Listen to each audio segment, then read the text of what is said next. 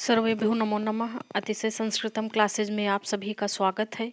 हम लोग किरातार्जुनीयम प्रथम सर्ग पे प्रश्नोत्तरी कर रहे हैं, तो जिसमें हमने अब तक 156 प्रश्न पढ़ लिए हैं और आज हम लोग देखिए 32, 33 और 34 श्लोक की इससे आधारित प्रश्नों को हम लोग हल करेंगे। तो चलिए देखते हैं पहला प्रश्न क्या है। 157 नंबर का प्रश्न है, उच्छिखः पदे समासः अस्ति। उच्छिख एक पद है, इस पद में कौन सा समास है। का कर्मधारयः, खा बहुव्रीहि, गा तत्पुरुषः, घा सुप्सुपा। तो ये जो उच्छिख पद आया है ये कहाँ का है, ये देख लीजिए। श्लोक नंबर 32 से पहले हम प्रश्नोत्तरी कराएंगे। ये 32वां श्लोक है और 32वें श्लोक पे हम लोग थोड़ा सा जान लेते हैं। भवन्तमेतर्हि मनस्विगर्हिते विवर्तमानं नरदेव वर्तमनि, कथं न मन्युर्ज्वलयति उदीरितः, शमीतरुं शुष्कमिवाग्नि उच्छिकः। शुष्कमिवाग्निरुच्छिकः। तो जब अलग अलग करेंगे, विच्छेद करेंगे तो उच्छिकः पद बनेगा। तो इसका थोड़ा सा हम लोग अर्थ देख लेते हैं। द्रौपदी कह रही हैं, क्रोधित हैं, वह कह रही हैं कि नरदेव, हे नरदेव अर्थात हे राजन। तो ये नरदेव किसके लिए प्रयुक्त की हैं। नरदेव द्रौपदी ने प्रयुक्त किया है युधिष्ठिर के लिए। तो कह रही हैं कि हे नरदेव, हे राजन, विपत्ति के समय में भवंतम एतर ही, यह जो एतर ही इस प्रकार की आपकी दशा है। कैसी दशा है। मनस्वी गर्हिते अर्थात वीरजनों के द्वारा निंदित जो आपकी दशा है, वह विवर्तमानम दुर्योधन के द्वारा की गई है। और कथम न मन्युः, कैसे नहीं, मन्यु अर्थात क्रोध। तो ज्वलयति, क्रोध की जो ज्वाला है वह कैसे नहीं, आपकी क्रोध की ज्वाला कैसे नहीं उठती है या कैसे नहीं प्रज्वलित होती है। जैसे समीतरुम, जैसे समीतरुम शुष्क सूखे समीतरु को जैसे अग्नि जला देती है। अग्नि की लपटें ऊपर की ओर उठती हुई जैसे जला देती हैं, वैसे ही क्यों नहीं आपका क्रोध दुर्योधन आदि को जला देता है। यहाँ पर यह सेंस है। तो चलिए अब हम लोग इस प्रश्न से प्रश्नोत्तरी देखते हैं। उच्छिखः पदे समासः अस्ति। उच्छिक पद में कौन सा समास है। तो कर्मधारय बहुब्रीहि तत्पुरुष सुप्सुपः। तो यहाँ पर समास है बहुब्रीहि समास है। उच्छिखः पद का अर्थ है ज्वलनशील, ऊर्ध्वमुखी। क्योंकि जब जलती है कोई चीज़ तो लपटें ऊपर की ओर उठती हैं, इसलिए ऊर्ध्वमुखी या ज्वलनशील माना गया है। और उच्छिखा पद में बहुब्रीहि समास किया गया है और इसका विग्रह होगा उद्गता शिखा अस्य, बन गया उच्छिखा। तो 158 नंबर प्रश्न पे हम लोग आ गए। अब भवंत में तर्हि मनस्वी गर्हिते विवर्तमानम नरदेव वर्तमनि, अस्मिन् श्लोकांशे नरदेवः कः। इस श्लोकांश में यह जो नरदेव पद आया है ये कौन है। तो अगर आप लोग अच्छे से अर्थ भी जाने होंगे तो इस प्रकार के प्रश्न आपके गलत नहीं होंगे। इसीलिए हम प्रश्नों को हल करवाने से पहले रफली श्लोक को देख लेते हैं कि थोड़ा हमारे दिमाग में आ जाए तो प्रश्न हल करने में हमें आसानी हो। तो का दुर्योधना, खा अर्जुनः, गा युधिष्ठिरः, घा वनेचरः। तो नरदेव युधिष्ठिर के लिए प्रयुक्त किया गया है। किसने प्रयुक्त किया है। द्रौपदी ने नरदेव कहा है। नरदेव अर्थात राजन। 159 नंबर प्रश्न पे हम लोग आ गए। मनस्वी गर्हिते वर्तमन विवर्तमानम कः। यानी कि मनस्वी गर्हिते पद का अर्थ है वीरजनों के द्वारा निंदित, और वर्तमन विवर्तमानम जो वर्तमान दशा है। विवर्तमानम अर्थात दुर्योधन कृत जो दुर्दशा है उसका अनुभव करने वाले, उस दुर्दशा के पात्र का माने कौन है। यानी दुर्योधन कृत जो दुर्दशा है, किसकी वह दुर्दशा है। का युधिष्ठिरः खा द्रौपदी गा दुर्योधनः घा अर्जुनः। तो देखिए यहाँ पर दुर्योधन कृत जो दुर्दशा है वह है तो द्रौपदी की भी है, लेकिन द्रौपदी ही स्वयं कह रही हैं और युधिष्ठिर को याद दिला रही हैं। वो कह रही आपकी जो वर्तमान में यह दुर्दशा है, हे नरदेव, जो आप इस दुर्दशा के रास्ते पे आ गए उसका कारण दुर्योधन है। तो यहाँ पर मनस्वी गृहीते वर्तमान विवर्तमानम कह तो युधिष्ठिरः, युधिष्ठिर के लिए प्रयोग हुआ है और द्रौपदी कह रही हैं कि हे राजन, विपत्ति के समय में वीर जनों द्वारा निंदित मार्ग में दुर्योधन कृत दुर्दशा का अनुभव करते हुए, तो दुर्दशा का अनुभव युधिष्ठिर कर रहे हैं। और इसके बाद ये 160 नंबर का प्रश्न है, उदीरितः इति पदे धातु अस्ति। उदीरितः पद आया है ना श्लोक में, तो उदीरितः पद का क्या अर्थ, उदीरितः पद में कौन सी धातु है? तो का नंबर उद, खा, इर, गा, ईर और घा, नी। तो उदीरितः इस पद में कौन सी धातु है? तो उदीरितः में ईर धातु है। कौन सी धातु है? ईर धातु है। और इस उदीरितः पद का प्रकृति प्रत्यय है उद धन ईर धन ऋच धन कत प्रत्यय, और कर्तरी अर्थ में यह प्रयुक्त है, यहाँ पर कत प्रत्यय। चलते हैं हम लोग पेज नंबर 2 पर, यहाँ पे आ गए देखिए, और ये 161 नंबर प्रश्न पे आ गए। प्रश्नोत्तरी अच्छी लग रही हो तो प्लीज़ लाइक, शेयर और सब्सक्राइब अवश्य करें। अब देखिए 161 नंबर प्रश्न में पूछा जा रहा है, कथम न मन्युर्ज्वलयत उदीरितः शमी तरुम शुष्क मिवाग्निरुच्छिख अस्मिन् श्लोकांशे को अलंकारः अस्ति। इस श्लोकांश में कौन सा अलंकार है? 161 नंबर में अलंकार पूछा जा रहा है, तो कौन सा अलंकार है? स्वभावोक्ति है, खा नंबर उत्प्रेक्षा, गा रूपक, घा उपमा, कौन सा है? तो समी तरुम शुष्कम इव आया है ना, तो या तो उत्प्रेक्षा होगा या उपमा होगा।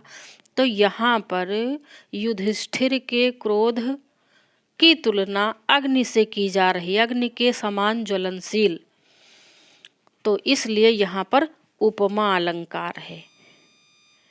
और शुष्क समीतरु से दुर्योधन आदि की तुलना की जा रही है कि युधिष्ठिर का जो क्रोध रूपी अग्नि है, क्रोध की जो अग्नि है, उससे ये जो समीतरु यानी समी के वृक्ष की तरह, समी का वृक्ष समीतरु ज्वलनशील होता है, इसलिए कहा गया है कि समीतरु को अग्नि बहुत जल्दी जला देती है। तो युधिष्ठिर का क्रोध अग्नि के समान, और वह समीतरु से दुर्योधन आदि के लिए कहा गया कि उन्हें जला देगा। युधिष्ठिर का क्रोध। 162 नंबर प्रश्न पे आ गए हम लोग। विवर्तमानम इति पदस्य प्रकृति प्रत्ययौ स्तः। विवर्तमान इस पद में प्रकृति और प्रत्यय बताना है। ऐसे इस प्रकार के भी प्रश्न बहुत पूछे जाते हैं, इसलिए हर श्लोक में जो भी मुख्य शब्द हमें ऐसा लगता है कि इम्पॉर्टेंट है, तो उसका हम उसकी प्रकृति प्रत्यय वाला इस प्रकार का प्रश्न अवश्य बनाते हैं। तो का नंबर है विव्रत धन सानच, खा विवृत धन सानच, गा विवृत धन सानच और घा विव्रत धन सानच। ऐसे प्रश्नों को आप लोग बाकायदा देखते रहें, केवल आवाज़ अर्थात सुने ही मत। व्याकरण का प्रश्न सुनने के साथ साथ देखना भी आवश्यक है, नहीं तो उसकी व्याकरण गलत होने की संभावना रहती है।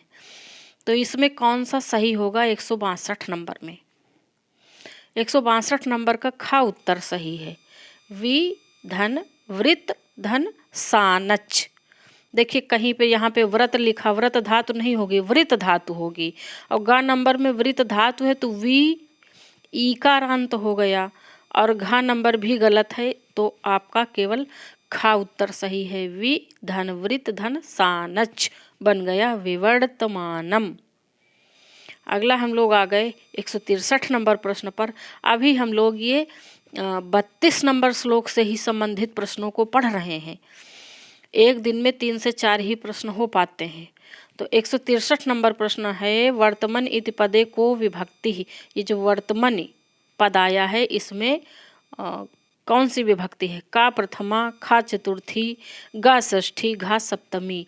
तो वर्तमन में सप्तमी विभक्ति है। और वर्तमन पद का अर्थ क्या होगा? मार्ग में, क्योंकि सप्तमी है ना, तो सप्तमी का चिन्ह है में पे पर, तो वर्तम माने होता है मार्ग, सप्तमी है इसलिए मार्ग में, वर्तमनी मार्ग में। और आ गए अब हम लोग 164 नंबर प्रश्न में। ये देखिए, अच्छा 164 नंबर प्रश्न से पहले श्लोक आ गया, यानी अब हम लोग यहाँ तक 63 नंबर तक 163 नंबर तक 32 श्लोक से प्रश्नोत्तरी किए। अब आ गया 33वां श्लोक। तो 33वां श्लोक है अवंधकोपस्य विहंतुरापदां भवन्ति वस्याः स्वयमेव देहिनः अमर्ष शून्येन जनस्य जंतुना न जाता हार्देन न विद्विषादरः। बहुत बढ़िया ये श्लोक है। ये श्लोक सबको याद रखना चाहिए। तो द्रौपदी कह रही हैं अवंधकोपस्य। अवंधकोपस्य यानी कि सफल क्रोध वाले, जिसका क्रोध करना व्यर्थ न जाए, सफल हो। भवन्ति वस्या स्वयं मेव देहिना। अच्छा कुछ छूट गई, ये विहंतुरापदा। ऐसे लोग जो अवंधकोप अर्थात सफल क्रोध वाले होते हैं और विहंतुरापदाम विपत्तियों के विनाशक होते हैं, यानी विपत्ति को हल कर लेते हैं, समस्याओं को हल कर ले जाते हैं। ऐसे लोग भवन्ति वस्या स्वयमेव देहिनः, ऐसे लोगों के वश में, देहिनः अर्थात ऐसे पुरुष के वशीभूत, स्वयमेव स्वयं ही सभी प्राणी उसके वशीभूत हो जाते हैं। और जो अमर्ष शून्येन, ऐसे लोग जो अमर्ष शून्य होते हैं, क्रोध से रहित होते हैं, ऐसे जनस्य जन का, जंतुना जो लोग हैं, न जात हार्देन, भले ऐसा व्यक्ति जो कभी जो सफल क्रोध वाला नहीं है, ऐसा व्यक्ति जात हार्देन अर्थात चाहे वह किसी से चाहे जितना स्नेह रखता हो और न विद्विषादरः, और चाहे वह किसी का शत्रु ही हो जाए, फिर भी न विद्विषादरः का अर्थ है चाहे वह अगर किसी का शत्रु भी हो जाता है तो भी उससे लोग भयभीत नहीं होते हैं। दरह शब्द का अर्थ है भय, यानी कि अगर वह विद्वेष यानी कि किसी का शत्रु हो जाता है फिर भी लोग उससे डरते नहीं। आइए अब हम लोग इस श्लोक से प्रश्नोत्तरी हल करते हैं। 164 नंबर देहिनः स्वयमेव वशं गताः भवन्ति। देहिनः अर्थात मनुष्य लोग स्वयं ही वशं गताः वश में हो जाते हैं, भवन्ति हो जाते हैं। का अवंधकोपस्य, खा वंधकोपस्य विहंतुरापदाम, गावंधकोपस्य विहंतुरापदाम, और घा नंबर है अवंधकोपस्य नहंतुरापदाम। तो कौन सा सही होगा? इसमें बिल्कुल सही देखिए, का नंबर तो सही है अब अवंधकोपस्य, लेकिन दो विशेषताएं बताई गई है ना, अवंधकोप हो और विहंतुरापदाम हो। तो अवंधकोपस्य विहंतुरापदाम ये वाला होगा, गा उत्तर आपका सही होगा। कि अवंधकोप का अर्थ हमने बताया सफल क्रोध वाला, और विहंतुरापदाम का अर्थ है ऐसा व्यक्ति जो आपत्तियों का विनाशक हो, समस्याओं को हल कर लेता हो। तो ऐसे लोगों के वश में देहिनः स्वयमेव गताः भवन्ति, और अवंध कोपस से तो सही है, लेकिन एक ही विशेषता, इसलिए का उत्तर गलत है। और ये खा में दिया है वंध कोपस से, तो ये तो उल्टा अर्थ हो जाएगा। और घा नंबर में अवंध कोपस से सही दिया है, लेकिन नहंतुरापदाम दिया है, तो ये गलत है, इसलिए गा उत्तर ही सही है। अवंध कोपस, अगर आप श्लोक अच्छे से पढ़े होंगे तो ऐसे प्रश्न गलत नहीं होंगे, ये गा उत्तर होगा। तो 164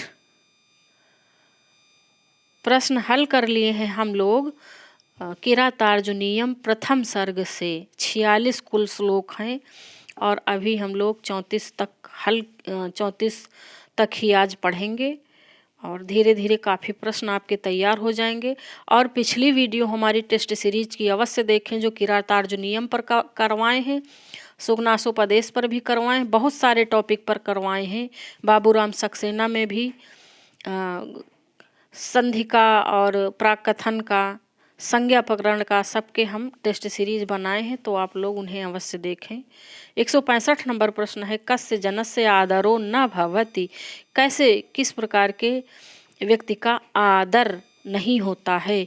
का अवंध कोपस्य, खा विहंतुरापदाम, ग जात हार्देन, घा अमरस शून्येन। तो इसमें क्या होगा, 165 नंबर प्रश्न में होगा अमरस शून्येन, जो श्लोक में आया है ना, अमरस शून्येन जनस्य जंतुना न जात हार्देन न विद्विषादरः। तो अमरस शून्येन, जो व्यक्ति क्रोध शून्य होता है वह आदर का पात्र नहीं होता है। और अवंध कोपस्य का दूसरा अर्थ है यहाँ पर, ये नहीं सेट होगा। अगर अवंध कोप होगा तब तो उसका आदर होगा ही, विहंतुरापदाम होगा तो भी आदर होगा। और जात हार्देन का, जात हार्देन माने वह दूसरे व्यक्तियों से स्नेह रखने वाला हो, तो ऐसे व्यक्ति का आदर नहीं होता है, तो ऐसे व्यक्ति का तो आदर होगा। तो यहाँ पर अमरस शून्येन उत्तर ही सटीक है, घा नंबर उत्तर। आइए 166 नंबर प्रश्न पे हम लोग आ गए हैं और प्रश्नोत्तरी कैसी लग रही है कमेंट करके अवश्य बताएं। 166 नंबर प्रश्न में, किस प्रकार का व्यक्ति यदि शत्रु भी हो जाए फिर भी लोगों को भय नहीं रहता। ये बहुत बढ़िया प्रश्न है।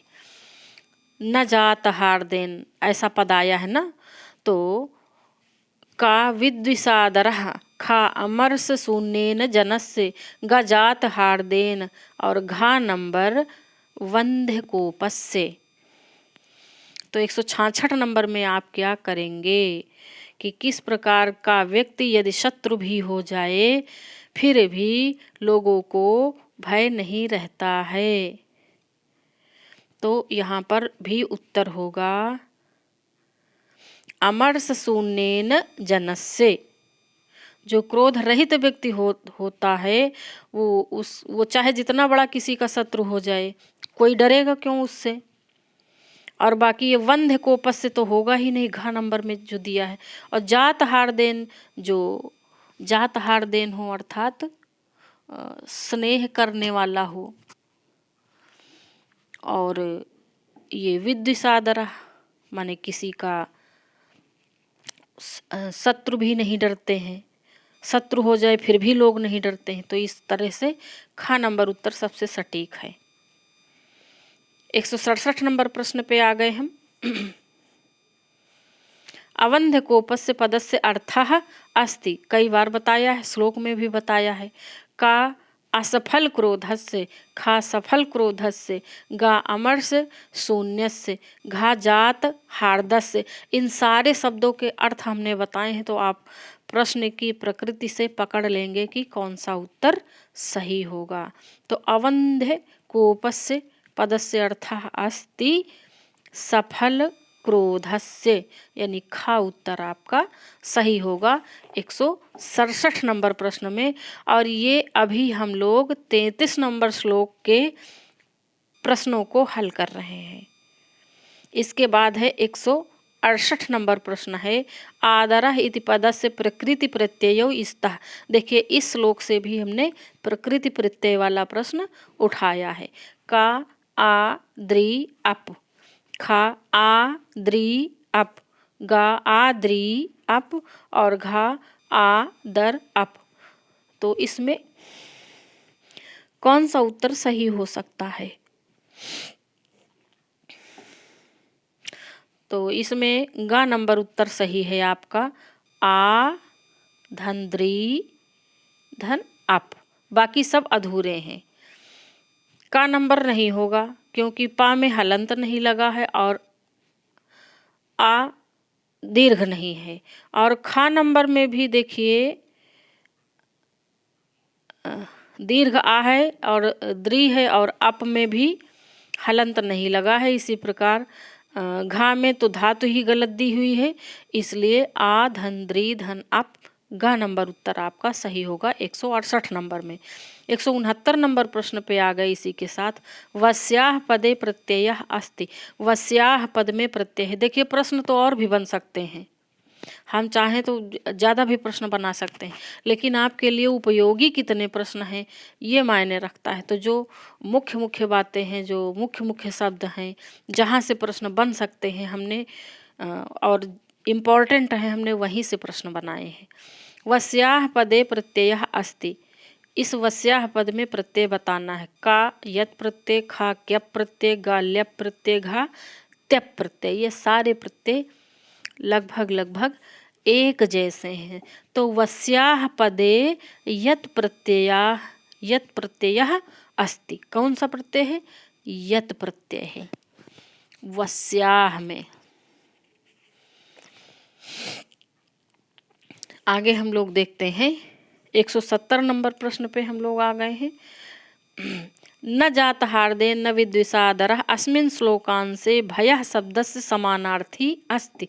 देखिए प्रश्न किसी भी प्रकार के पूछे जा सकते हैं, घुमा के पूछे जा सकते। भाई पुस्तक तो वही है, श्लोक उतने ही हैं, पूछा वहीं से जाएगा। तो प्रश्नों की प्रकृति बदलते रहते हैं, तो ये भी जान लीजिए कि प्रश्न की प्रकृति बदली हुई है। तो भयः शब्दस्य समानार्थी, का हार्देन, खा द्विषः, गा दरः और घा सादरः। इसी श्लोकांश में इतने में आपको चयन करना है कि यह जो भयः पद है इसका समानार्थी पद इस पंक्ति में कौन सा है। तो 170 नंबर में भयः पदस्य समानार्थी अस्ति, गा नंबर दरः, दरः समानार्थी अस्ति। दरः का अर्थ होता है भय, दरः का अर्थ यहाँ पर भय। चलिए आगे देखते हैं हम लोग।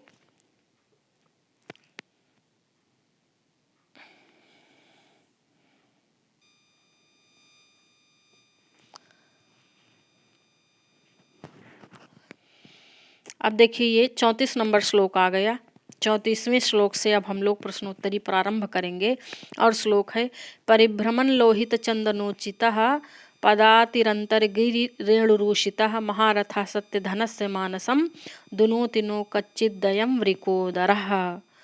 तो ये बड़ा सिंपल सा अर्थ है कि इनकी जो वृकोदरा हैं अर्थात भीम हैं, उनकी दुर्दशा का वर्णन किया गया है द्रौपदी के द्वारा युधिष्ठिर के समक्ष। तो पहले यह वृकोदर कैसे रहते थे और अब कैसे रहते? पहले परिभ्रमण लोहित चंदनोचित रहते थे। कैसे? वनवास से पूर्व लोहित चंदनोचित अर्थात रक्त चंदन के अंगराग के लेप के अभ्यासी यानी कि लेप से युक्त रहते थे और महारथ रथ से विचरण करते थे। और अब पदाति पैदल ही अंतरगिरी पर्वतों में रेणुरूषिता धूल धूसरित विचरण करते हैं पैदल ही। तो द्रौपदी कह रहे हैं दुनोति नो कच्चिदयं वृकोदरः। दुनोति अर्थात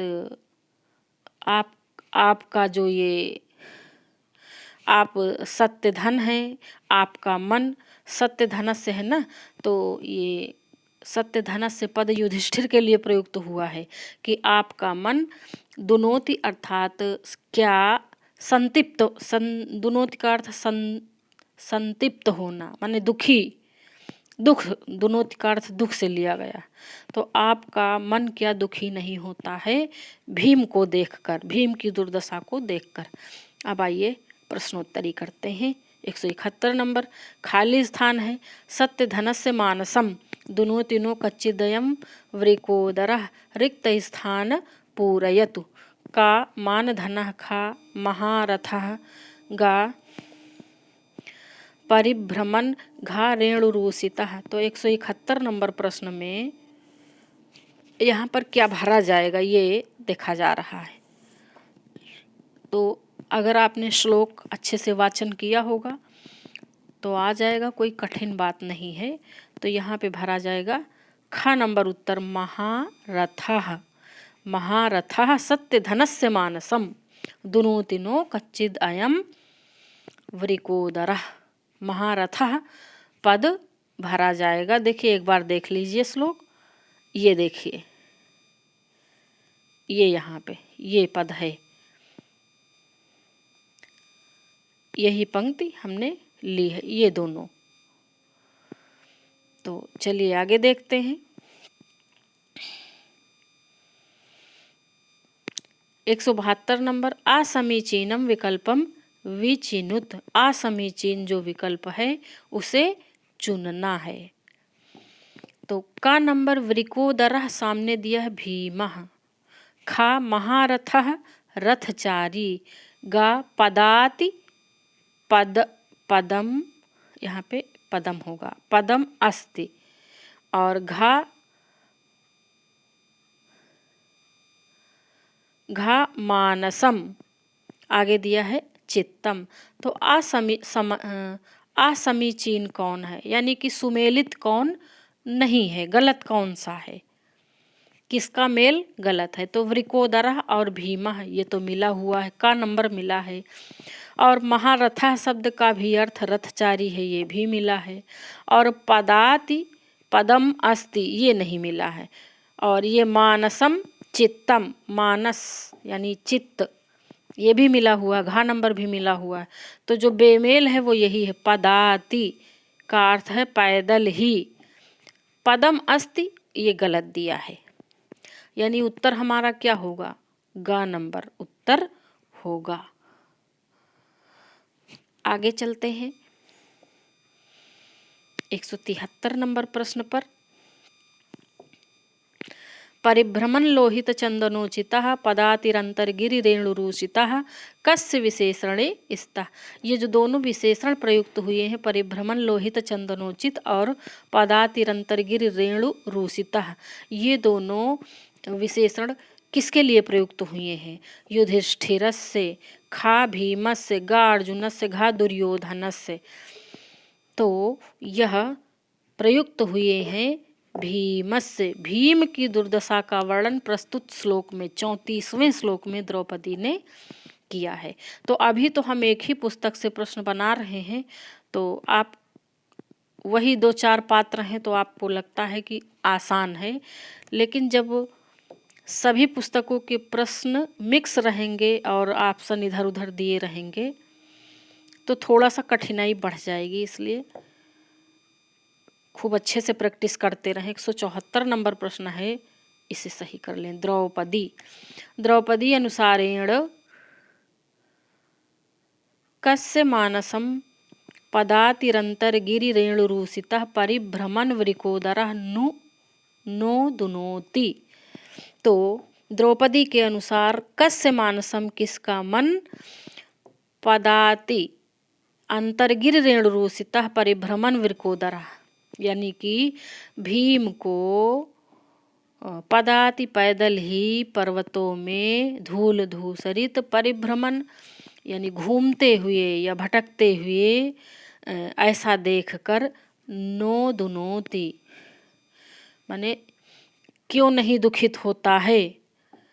तो अब उत्तर देखिए, का युधिष्ठिरस्य, खा दुर्योधनस्य, गा अर्जुनस्य, घा वृकोदरस्य। तो यहाँ पे होगा युधिष्ठिरस्य। द्रौपदी युधिष्ठिर के लिए कह रही हैं कि तुम्हारा मन भीम की दुर्दशा को देखकर कैसे नहीं संतप्त होता है, ऐसा कह रही ना। दोनों तीनों कच्चिद अयम वृकोदरः। अब 74 तक हो गया है, 174। अब ये 175 नंबर प्रश्न पे आ गए हैं। और इसके पहले के प्रश्न देखने के लिए आप लोग हमारी टेस्ट सीरीज जो क्रम से लगी हैं उन्हें देखें।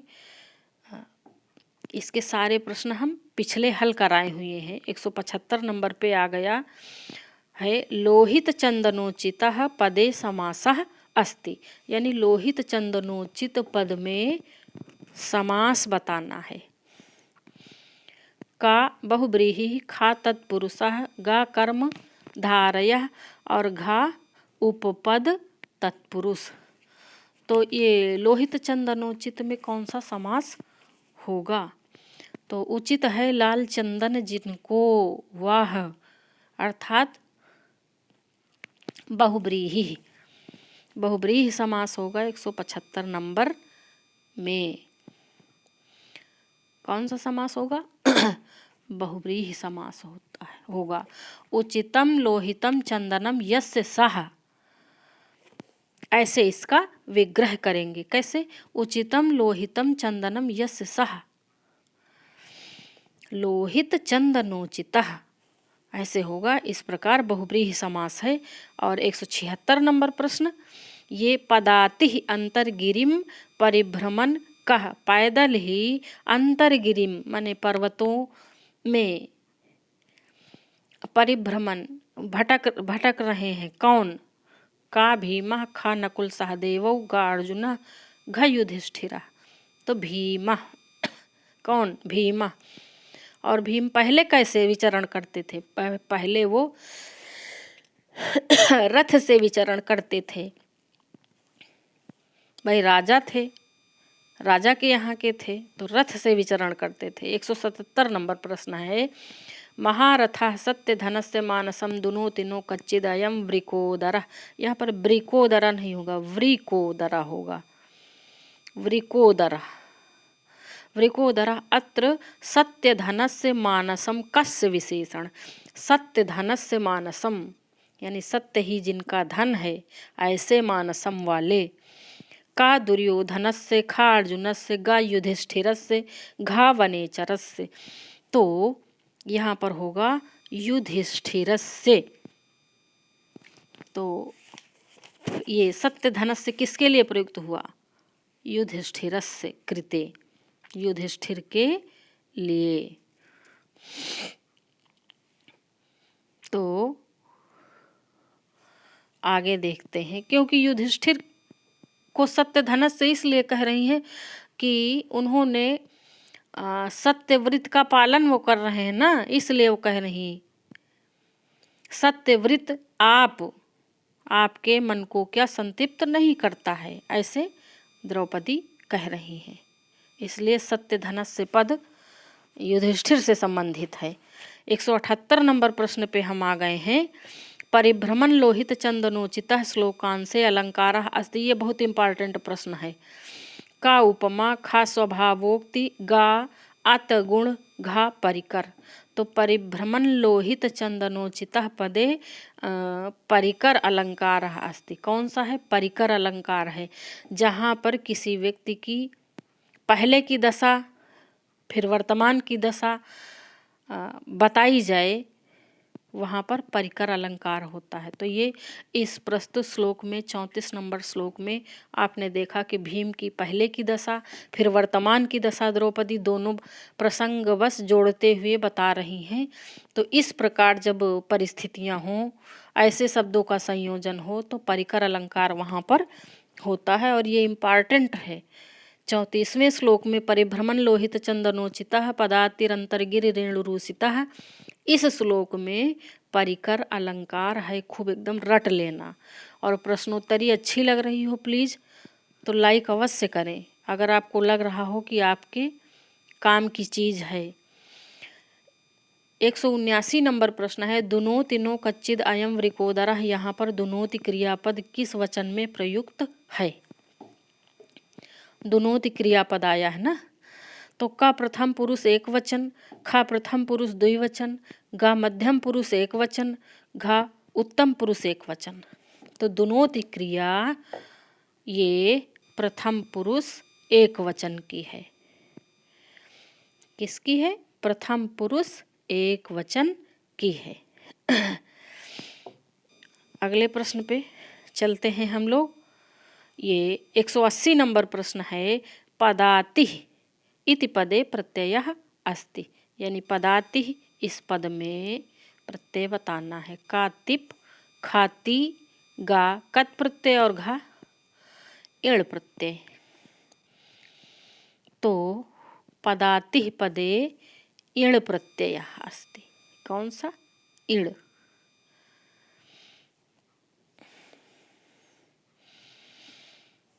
तो आगे देखते हैं।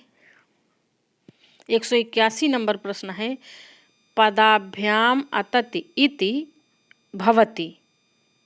पदाभ्याम अतति इति भवति का पादातिः, खा पदातिः, गा पादातीह और गा नंबर पदातीह।